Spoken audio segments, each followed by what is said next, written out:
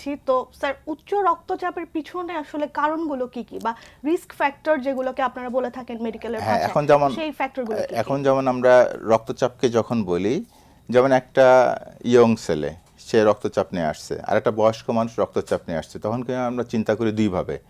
যখন ইয়ং ছেলেটা রক্তচাপ নিয়ে আসছে তখন আমাদের মাথায় থাকে যে এর কোনো ধরনের সমস্যা থাকতে পারে, হয় কিডনির সমস্যা থাকতে পারে, অথবা এর রক্তনালী বলে আওটা বলে, আওটাতে কোয়াক্টোশন বা এখানে সমস্যা থাকতে পারে, বা দেখা যায় কোনো হরমোনজনিত সমস্যা, হাইপো বা হাইপারথাইরয়েডের বা অন্যান্য হরমোনজনিত সমস্যা থাকে, তখন আমাদের চিন্তা মাথায় এটা আসে যদি কম বয়সী রোগী আসে।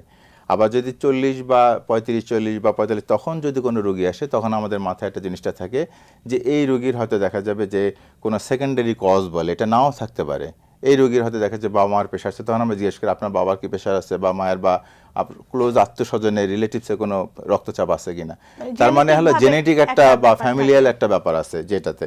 তারপর আমরা জিজ্ঞেস করি আপনি কি লবণ বেশি খান কিনা, ধূমপান করেন কিনা, তখন আমরা তার ওজনটা দেখি, ওজন বেশি হলে আমরা বলি আপনার কিন্তু ওজন কমাইতে হবে, ওজন না কমালে কিন্তু রক্তচাপ কমবে না।